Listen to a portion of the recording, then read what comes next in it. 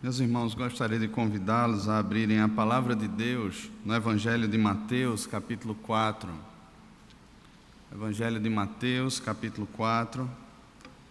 Se Deus assim nos permitir, durante esse domingo e os dois próximos domingos, nós estaremos meditando aqui no culto da tarde sobre a tentação de Jesus.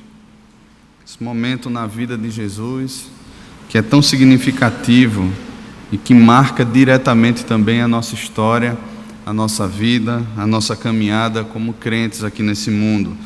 Mateus capítulo 4, eu vou ler todo o texto, no caso até o versículo 11, que fala sobre a tentação de Jesus, mas nós vamos nos deter apenas até o versículo 4, posteriormente. Diz assim a palavra do Senhor: A seguir foi Jesus levado pelo Espírito ao deserto para ser tentado pelo diabo.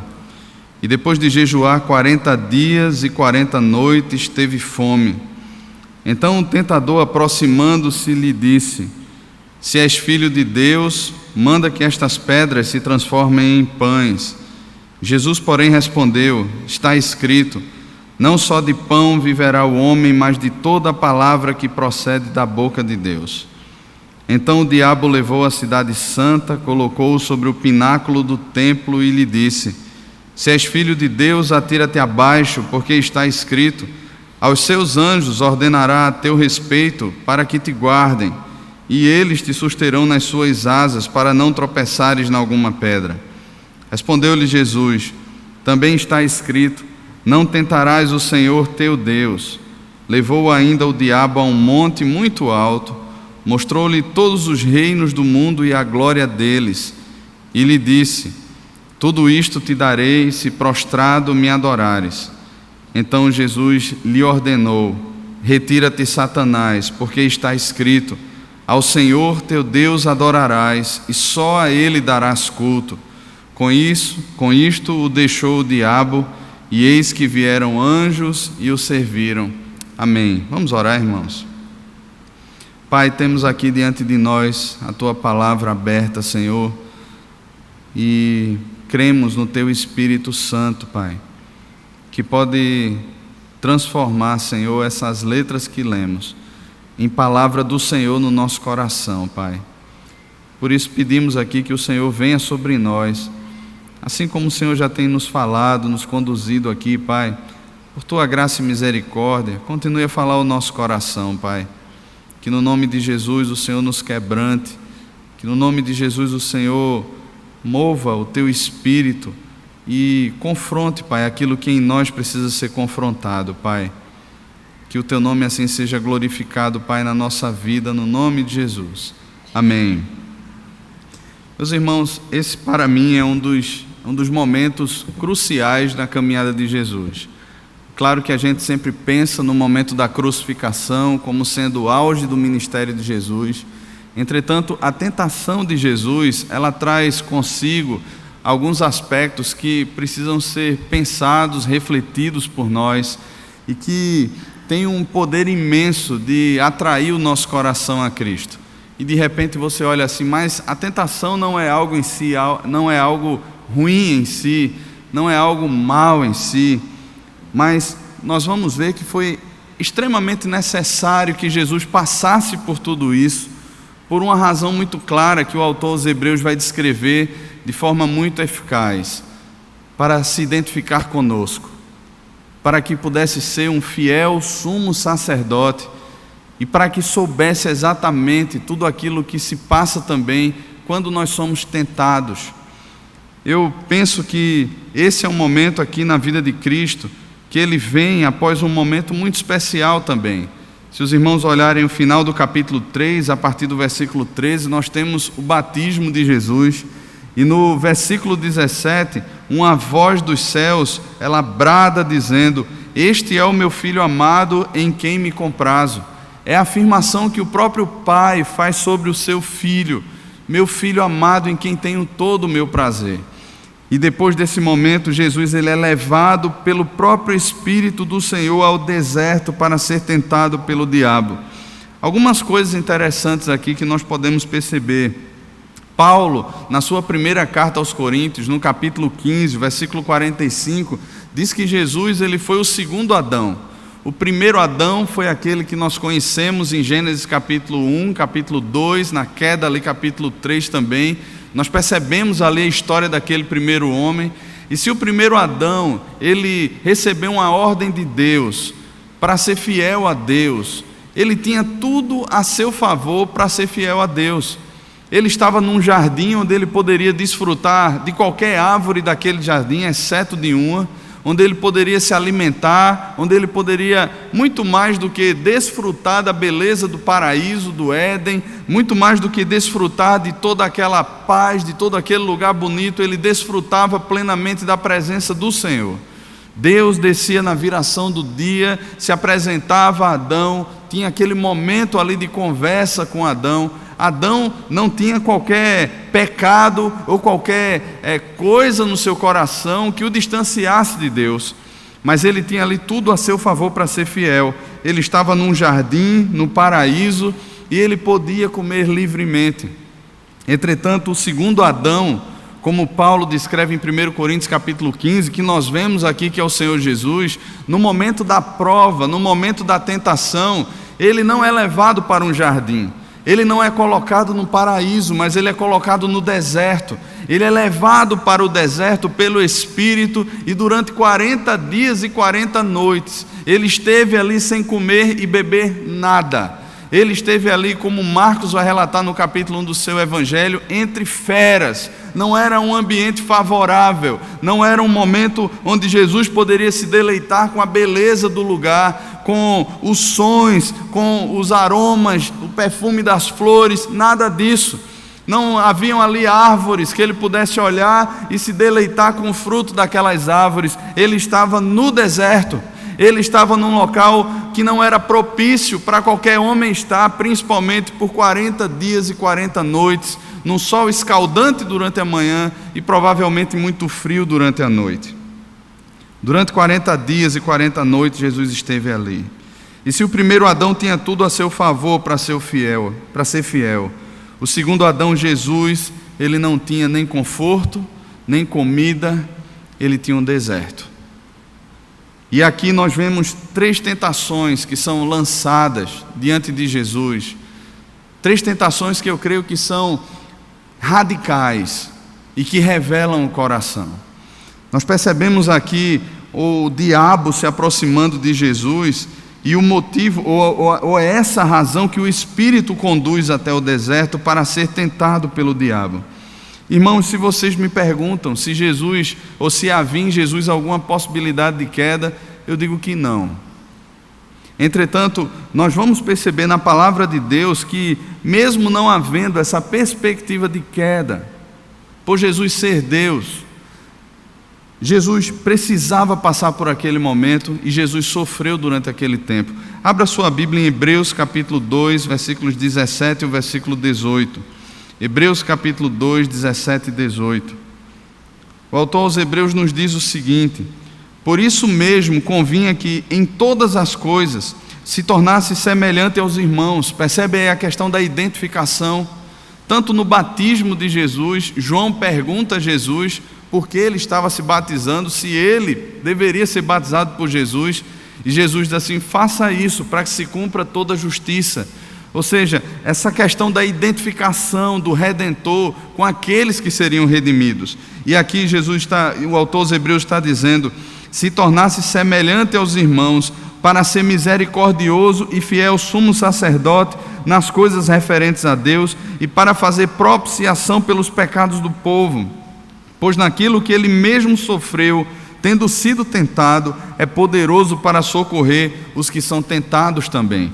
E no capítulo 4, a partir do versículo 14, nós encontramos o seguinte também no livro dos Hebreus: tendo, pois, a Jesus, o Filho de Deus, como grande sumo sacerdote, que penetrou os céus, conservemos firmes a nossa confissão, porque não temos sumo sacerdote que não possa compadecer-se das nossas fraquezas. Antes foi ele tentado em todas as coisas, a nossa semelhança, mas sem pecado. Acheguemo-nos, portanto, confiadamente junto ao trono da graça, a fim de recebermos misericórdia e acharmos graça para socorro em ocasião oportuna. Irmãos, nós temos alguém, nós temos um Redentor, que não é qualquer pessoa que fique condoído com o nosso sofrimento, que não é qualquer pessoa que de repente tente nos dar um conselho em meio às tentações, em meio às lutas, em meio a momentos difíceis e apertados que passamos na nossa vida. Nós temos um Redentor que de fato se identifica conosco, porque Ele também foi tentado em todas as coisas, porém sem pecado, para que pudesse nos socorrer, para que olhasse para nós e soubesse muito bem como a tentação age no coração, como essa cilada maligna se aproxima de nós e como ela tenta nos tragar. E aqui então nós percebemos a primeira tentação. O versículo 3 diz que o tentador, aproximando-se, lhe disse: se és filho de Deus, manda que estas pedras se transformem em pães. Há alguns anos atrás, creio que já faz uns 10 anos ou mais, eu escutei Sávio pregando uma vez ainda em outra igreja sobre a tentação de Jesus. Eu disse assim: Sávio, eu vou usar ali os temas que você usou, os mesmos temas na pregação. Eu lembro muito bem daquela pregação. Sabe, irmãos, eu penso que quando Satanás ele vem mexer com Jesus, Jesus havia ouvido aquela expressão de Deus dos céus: este é o meu filho amado em quem me comprazo. E Satanás inicia aqui exatamente jogando com isso: olha, se és filho de Deus. Se você olha lá para Gênesis, no capítulo 3, você vai perceber que a artimanha de Satanás, ela não mudou. É por isso que aqui Mateus usa antes a palavra diabo, para ser tentado pelo diabo. E a tradução de diabo é aquele que é acusador ou caluniador, enganador. Ou seja, ele tenta minar as bases ou as declarações, as afirmações que Deus faz ao nosso respeito. Deus deu uma identidade a mim e a você que não é certamente essa cédula que você anda aí dentro da sua bolsa ou dentro da sua carteira. Deus deu uma identidade a todos aqueles que creem, que é firmada na cruz de Cristo, no sangue de Jesus. E na maioria das vezes a cilada do inimigo é exatamente por esse caminho, por esse viés. Ele se aproxima de nós dizendo assim: olha, não é bem assim. Foi exatamente assim no Éden também, quando a serpente se aproxima de Eva. Não é assim que Deus disse. Ela lança dúvidas não apenas naquilo que Deus falou, mas principalmente no caráter de Deus, na afirmação principal de Deus sobre aquilo que é verdadeiro, daquilo que não é verdadeiro, sobre aquilo que é real, daquilo que é irreal, sobre aquilo que é verdade, daquilo que é mentira. Ela tenta de alguma forma, ou ele tenta de alguma forma, confundir a mente, fazendo com que nós duvidemos do caráter de Deus, porque aquilo que nós falamos, irmãos, reflete o nosso caráter. É certo que como seres humanos nós tentamos de alguma forma maquiar as palavras, ou até mesmo falar algo que nós não somos, mas com Deus não é assim. Se Deus falou, é verdade e reflete o seu caráter. E é exatamente nesse ponto lá no Éden que Satanás lança a tentação, e é exatamente aqui também. Se tu és filho de Deus, se de fato você tem essa identidade, se isto é verdade na sua vida, então usa desse poder que você tem para satisfazer o seu coração. Usa do teu poder para dar prazer a você. Usa da sua identidade. Usa disso que você é para de alguma forma satisfazer aquilo que você mais quer. Você está com fome, 40 dias e 40 noites, não é brincadeira, Jesus. Então, se tu és, faz. Irmãos, eu creio que Jesus não tinha problema de imagem, mas quando Deus cria o homem à sua imagem e à sua semelhança, Deus criou o homem para refletir a imagem dele. Nós somos seres dependentes. Nós não somos seres autorreluzentes, mas nós fomos criados para reluzir o caráter de Deus, para resplandecer o caráter de Deus. A partir do momento de Gênesis capítulo 3, o homem passa então, após o pecado, após a queda, viver uma busca desenfreada por autonomia, por independência. Eu quero agora, de alguma forma, reluzir, brilhar a minha luz. Eu não quero mais ser dependente da luz de alguém. Eu não quero mais refletir a bondade de alguém. Eu não quero mais refletir a glória de alguém. Eu não quero mais que as pessoas vejam as minhas boas obras e glorifiquem ao Pai que está nos céus. Eu quero ser reconhecido. Eu quero me afirmar como pessoa. Eu quero de alguma forma que o meu nome cresça e que o dele diminua. Eu quero de alguma forma construir os meus castelos na terra, para que as pessoas olhem para mim e digam assim: olha como ele é bem sucedido, olha só o carro que ele tem agora, olha o cargo que ele alcançou nesse mundo. Eu quero que de alguma forma as pessoas olhem para mim e digam assim: ele venceu. E que de repente os pais olhem e digam assim: valeu todo o investimento que nós fizemos, porque afinal de contas ele se tornou alguém nessa vida. É exatamente assim que pessoas caídas, mortas em delitos e pecados vivem. É exatamente assim que Satanás se aproxima de nós e lança sobre nós essa proposta tentadora: você não precisa resplandecer Deus. Se você é, então faça. Se você de fato é, então realize. O mundo é de quem faz, o mundo é dos empreendedores, o mundo é de quem se prepara melhor, o mundo é daqueles que têm força de vontade, o mundo é daqueles que são proeminentes, daqueles que crescem, daqueles que aparecem, daqueles que estão à frente do seu tempo. O mundo é destes. Então vá lá e faça, se você é assim. Por acaso essa é a proposta que aparece também ao nosso coração? Por acaso é essa a proposta também que nós ensinamos aos nossos filhos em casa?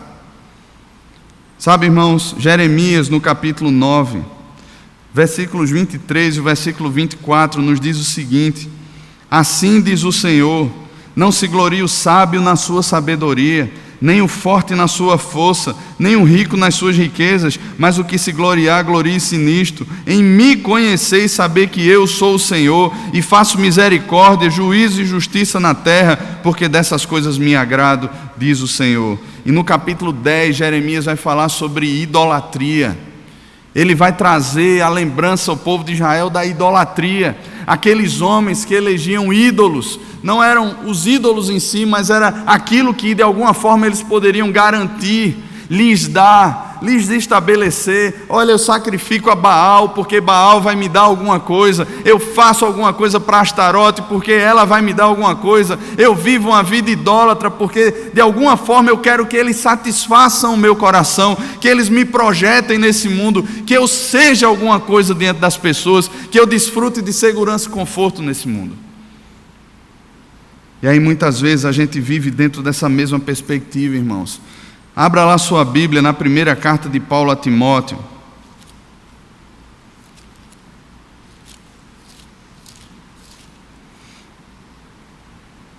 Capítulo 6.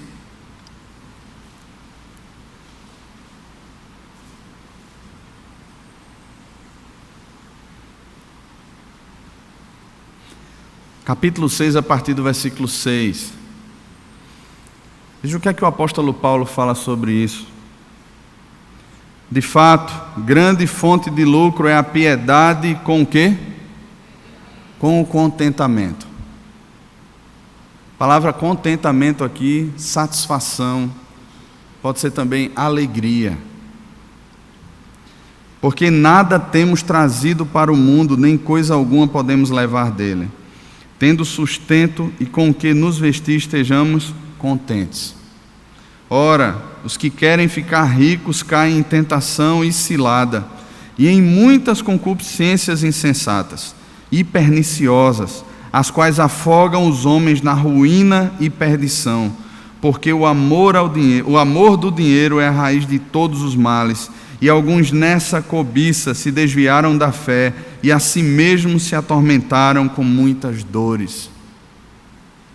Dinheiro traz o quê? Dinheiro traz poder. Dinheiro traz projeção.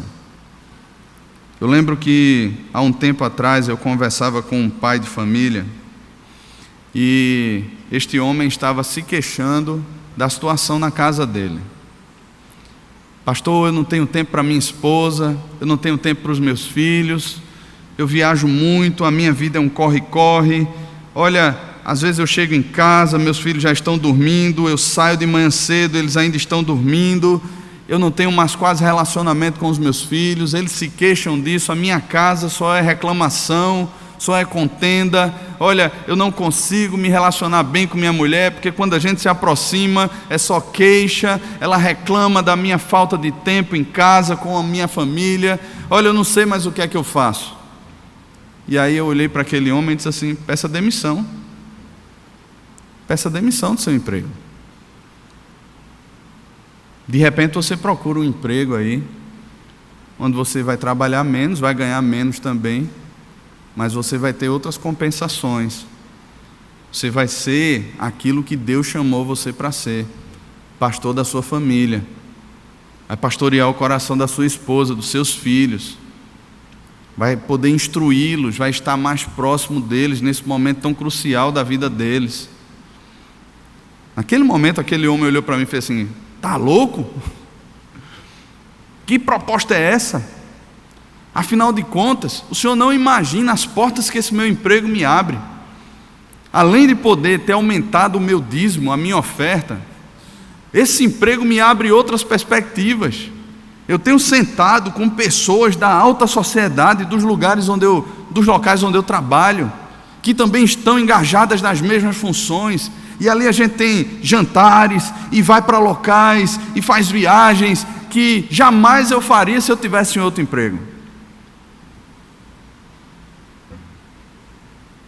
E aí eu olhei para ele e perguntei assim: e você está reclamando de quê?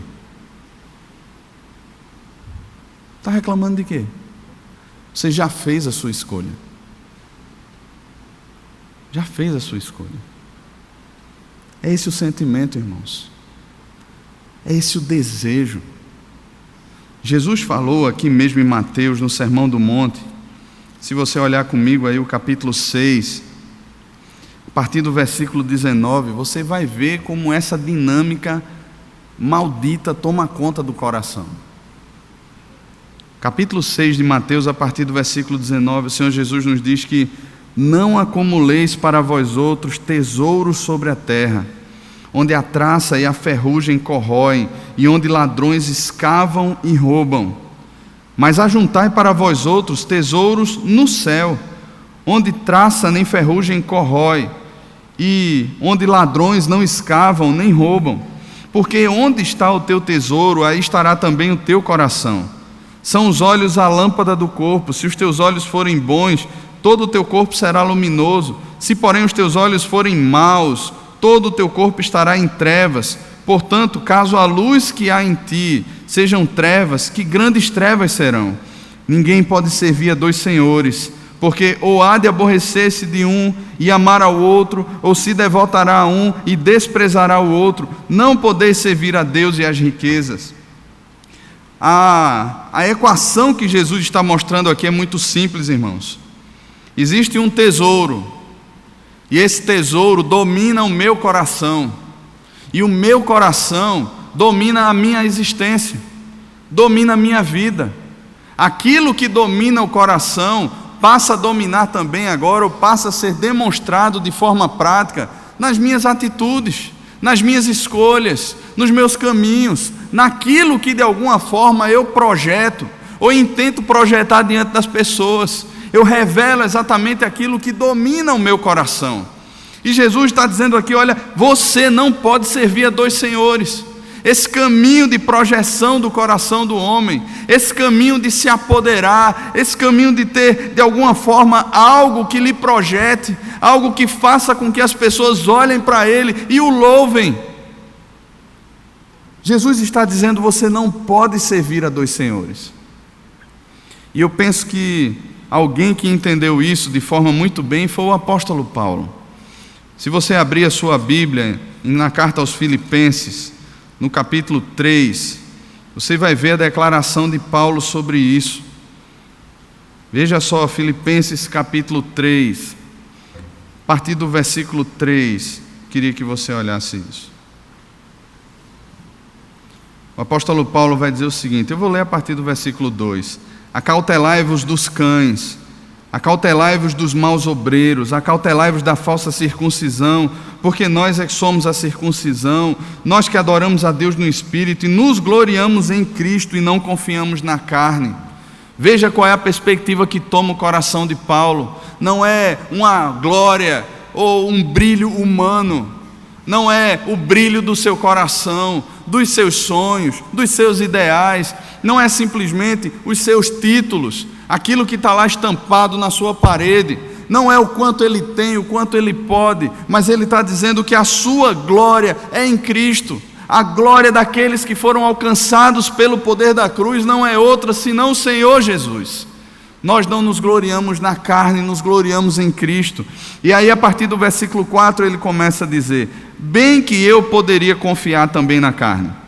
Se qualquer outro pensa que pode confiar na carne, eu ainda mais. Circuncidado ao 8º dia, da linhagem de Israel, da tribo de Benjamim, hebreu de hebreus, quanto à lei fariseu, quanto ao zelo, perseguidor da igreja, quanto à justiça que há na lei, irrepreensível. Mas o que para mim era lucro, o que para mim, de certa forma, me projetava diante dos homens, e que levava o meu coração à perspectiva de justificação pessoal, e que levava o meu coração a pensar que por minha identidade, firmada naquilo que eu consegui pela força do meu braço, eu poderia me estabelecer como um poderoso ou como alguém sobre a terra. O que para mim era lucro, isto considerei perda por causa de Cristo. Considerei perda. Sim, deveras considero tudo como perda, por causa da sublimidade do conhecimento de Cristo Jesus, meu Senhor, por amor do qual perdi todas as coisas e as considero como refúgio para conseguir a Cristo, e ser achado nele, não tendo justiça própria que procede de lei, senão a que é mediante a fé em Cristo Jesus, a justiça que procede de Deus baseada na fé, para o conhecer e o poder da sua ressurreição e a comunhão dos seus sofrimentos, conformando-me com ele na sua morte, para de algum modo alcançar a ressurreição dentre os mortos. Irmãos, esse é o coração de alguém que é alcançado por Deus. Mas esse exemplo que constrange o coração de Paulo não é simplesmente um ideal humano também não. Se você olhar Filipenses 2 a partir do versículo 5, você vai entender porque Paulo teve a sua cosmovisão transformada, porque ele teve a sua visão de mundo transformada. Filipenses 2 a partir do versículo 5, o apóstolo Paulo vai dizer: tende em vós o mesmo sentimento que houve também em Cristo Jesus, o qual, subsistindo em forma de Deus, não julgou como usurpação ser igual a Deus, antes a si mesmo se esvaziou, assumindo a forma de servo, sendo reconhecido em figura humana, foi obediente até a morte e morte de cruz.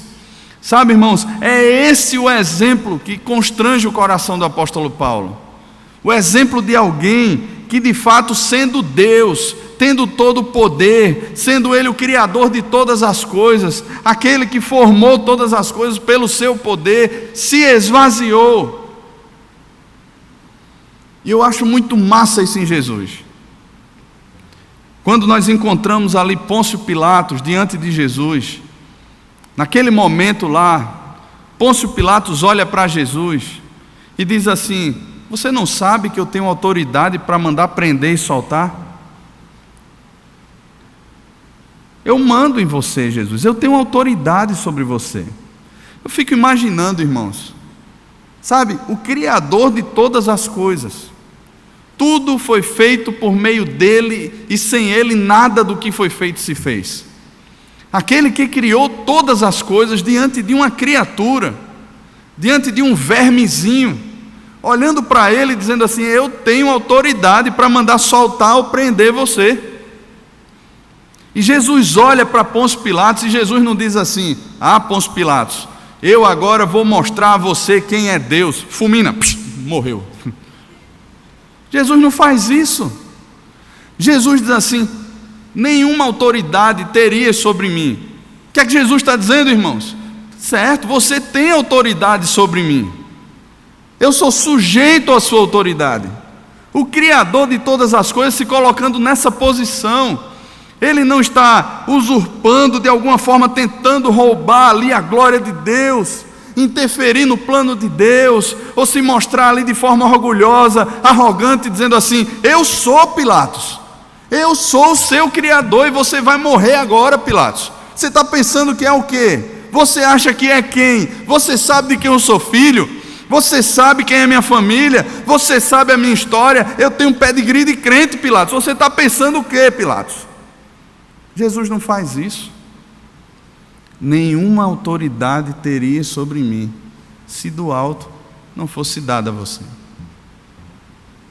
Jesus se sujeita, irmãos. Abra lá a sua Bíblia na primeira carta de Pedro. Irmãos, esse é um tema que tem mexido tanto com o meu coração. E eu quero confessar aqui o meu pecado.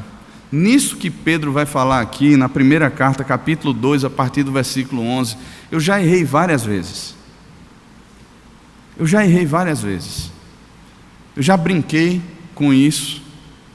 Eu já postei coisa em Facebook falando mal. E os irmãos vão entender o que é. Olha só o que é que Pedro diz, primeira carta dele, capítulo 2, a partir do versículo 11. Amados, exorto-vos como peregrinos e forasteiros que sois, a vos absterdes das paixões carnais que fazem guerra contra a alma. Primeira coisa que ele diz que nós somos peregrinos e forasteiros.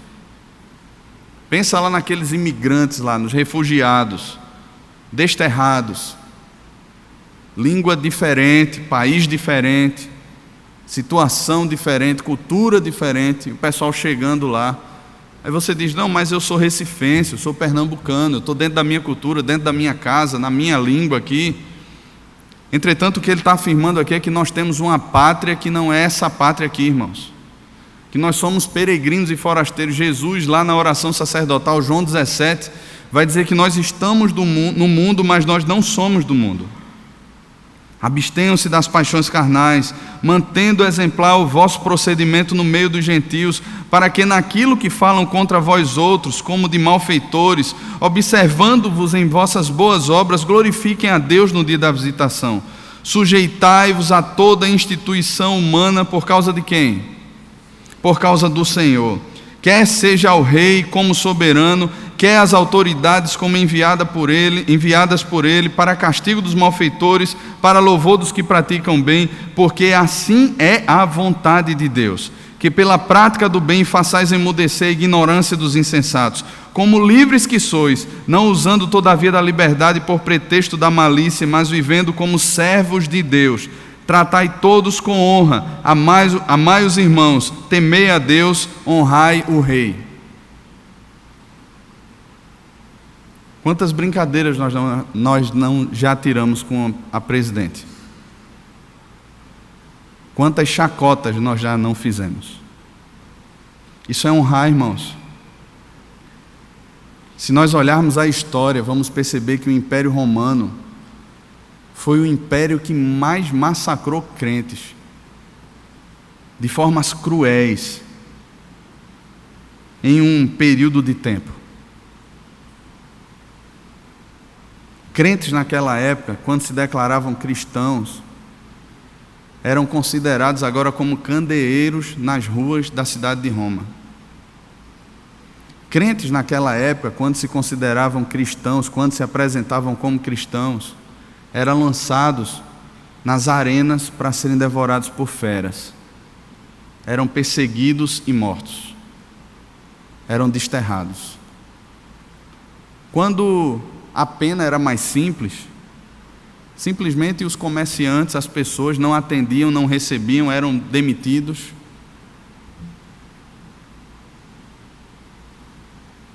Mas a pena normal era a morte. Eu não encontro Paulo maldizendo o Império Romano. Eu não encontro Paulo, nem Pedro, nem nenhum dos discípulos de Cristo incitando protesto, seja lá onde for, por mais que isso seja lícito, por mais que seja um direito, uma garantia constitucional, mas eu vejo eles dizendo assim: honrem, se sujeitem, orem. Mas há dentro do nosso coração um bichinho chamado ego, que ele se infla numa perspectiva de justiça própria, e porque as coisas não são como eu quero, não estão acontecendo como eu quero, aí ele se zanga. E Tiago vai dizer que a ira do homem não produz a justiça de Deus. E aí eu me levanto contra, e eu começo não apenas a observar ou fazer uma observação de um cenário político, econômico, social, mas eu me torno um zombador. Eu me torno alguém que não tem honra, que não se submete a Deus. Uma espécie de moleque. E eu vejo, irmãos, tantas postagens assim. Tanta coisa que é produzida assim. Eu nem votei, nem concordo com muita coisa. Mas sabe o que é que me cabe, como crente? Pedir a bênção de Deus. Sabe por quê, irmãos? O coração do rei está nas mãos do Senhor, e este lhe inclina como bem quer. Sabe por quê, irmãos? Deus é quem coloca as pessoas onde elas estão. Não é o voto, nem é o impeachment. É Deus quem coloca. É Deus quem tira. Deus é quem usa todas essas coisas para uma única razão: para a glória do seu nome. Não é para o meu bem-estar. Não é simplesmente para isso.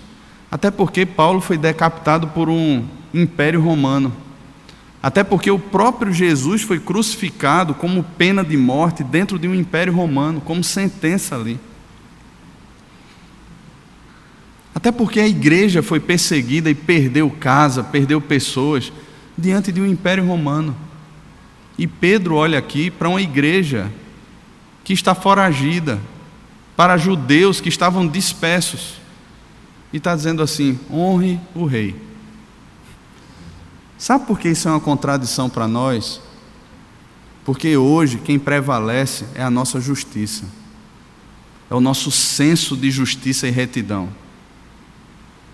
Nós perdemos de vista a soberania de Deus, e parece que nós somos excelentes crentes professos. A nossa profissão de fé é perfeita, é excelente, mas a nossa prática de fé é como se fôssemos ateus. É como se vivêssemos um chamado ateísmo prático, como Francis Schaeffer fala. Irmãos, ou nós cremos em Deus e nos submetemos a Deus. Pedro, ele está aqui desinflando o ego.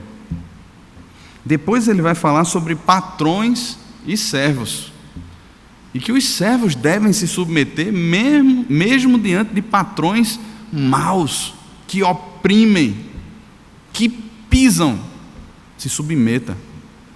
E no capítulo 3 ele diz: vós, mulheres, sede igualmente. E a palavra igualmente aqui é: se você tem um marido que é um tirano, um bruto, um ignorante, alguém que faz o mal, sede vós igualmente submissas. Uma vez eu vi um pastor pregar, ele inverteu Efésios 5 e disse assim: quando o marido ama de verdade, a mulher se submete.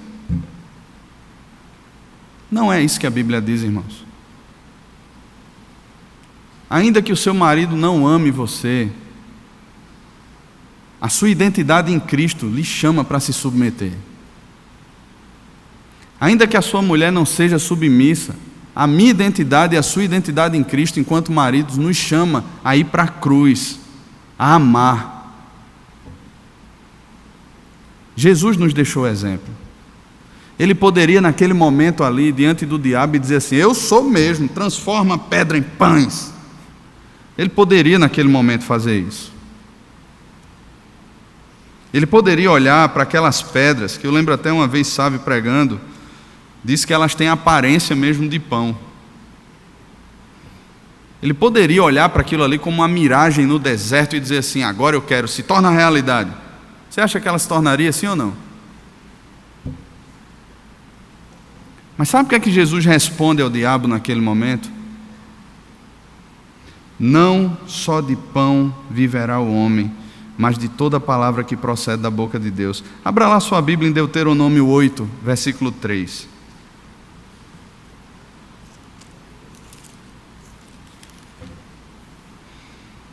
Na verdade, eu vou ler a partir do versículo 2.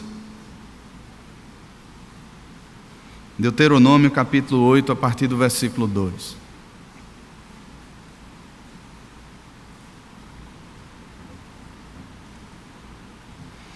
Moisés está aqui relembrando o povo, trazendo à memória do povo fatos que aconteceram na história, como Deus conduziu o povo na história. Veja só o que é que Moisés vai dizer. A partir do versículo 2 do capítulo 8. Recordar-te-ás de todo o caminho pelo qual o Senhor teu Deus te guiou. Eles não estavam sendo guiados por Ele mesmo, eles não tinham uma bússola pessoal, mas Deus estava conduzindo aquele povo. No deserto, estes 40 anos, uma travessia que talvez durasse 40 dias, 40 anos peregrinando no deserto, para te humilhar, para te provar, para saber o que estava no teu coração, se guardarias ou não os seus mandamentos.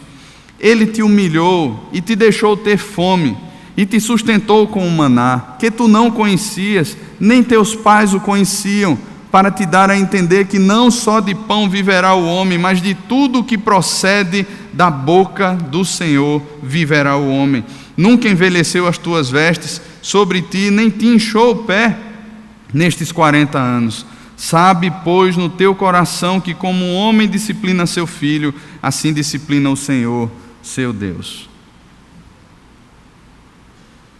40 anos peregrinando no deserto, provando da providência de Deus, crendo na palavra de Deus, sendo humilhado por Deus, tendo o coração provado por Deus.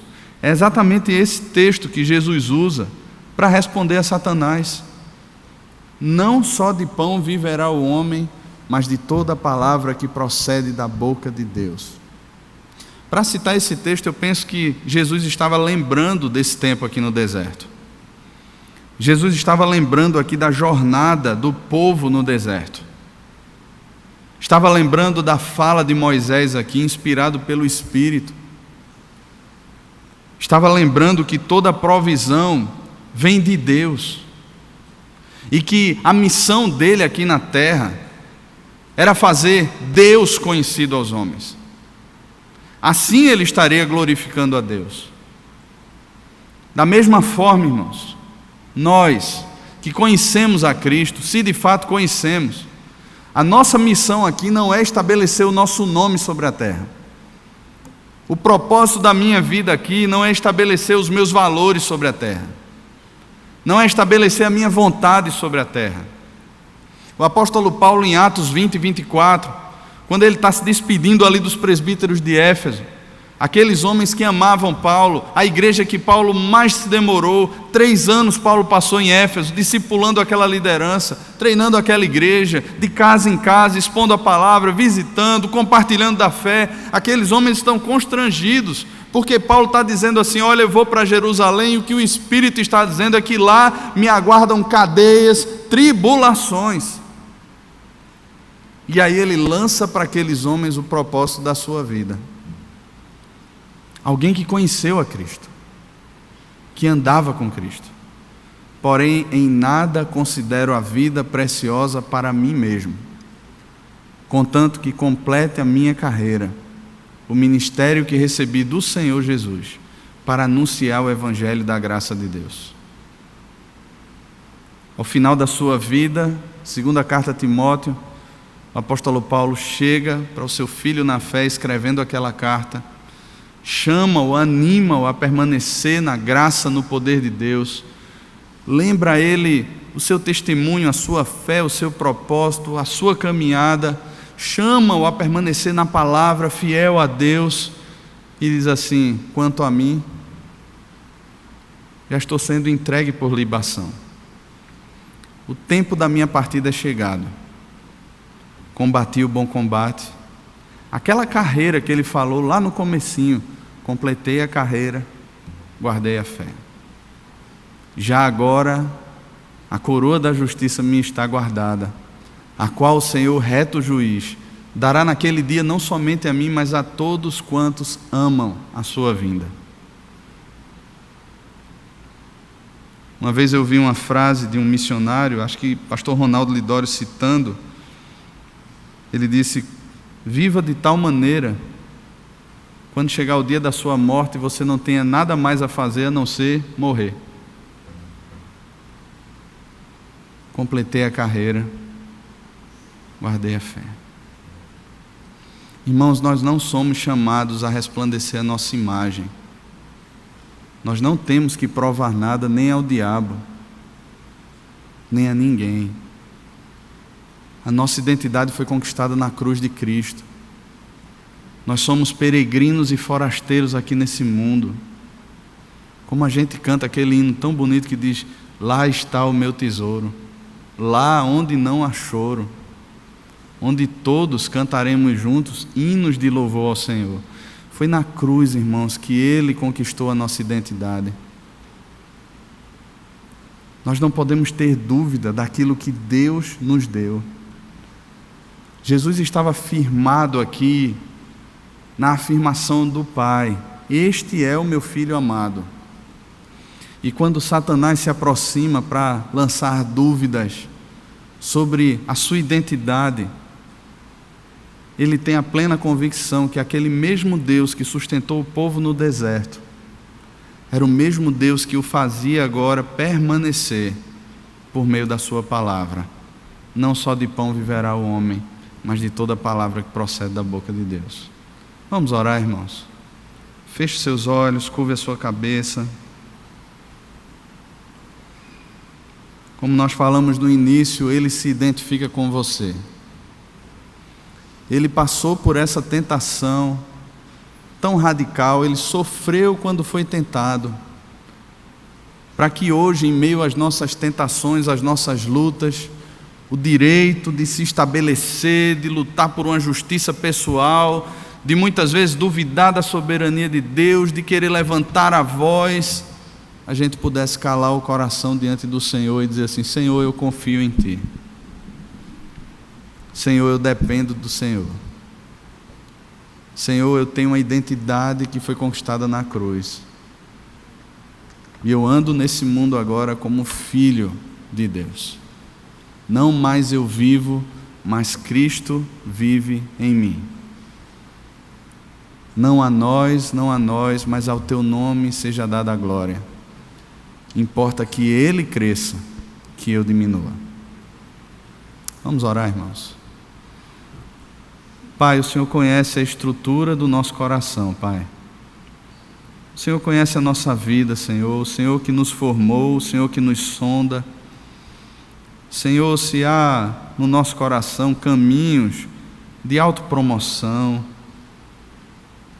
de autoexaltação, de orgulho, se até nesse momento, Senhor, o nosso eu está, de repente, ao invés de humilhado, buscando ao Senhor, ele se enche de uma justiça própria, se ira, se enraivece, por percebermos a Tua vontade e o nosso descaminho. Senhor, quebranta o nosso coração. Faz-nos perceber o Senhor, Pai.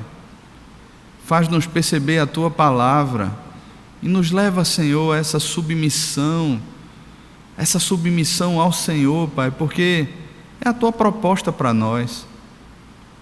Eu sei que isso é tão difícil, Pai, porque desde pequenos nós somos treinados a buscarmos nos estabelecer nesse mundo. Eu sei que é difícil porque esse mundo, ele olha para pessoas que são proativas, para pessoas que crescem, que se tornam alguma coisa, que são poderosas segundo os olhos de uma sociedade que jaz no maligno. Como se não faltasse, Senhor, como se já não fosse demais tudo isso, ainda temos o tentador, o diabo, que nos arma ciladas, que lança dúvidas sobre aquilo que o Senhor já declarou que somos.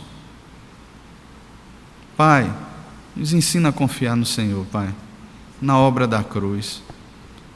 Nos ensina o caminho da entrega diária, como foi falado aqui nessa manhã, a oferecermos o nosso corpo como um sacrifício vivo, santo e agradável a Deus.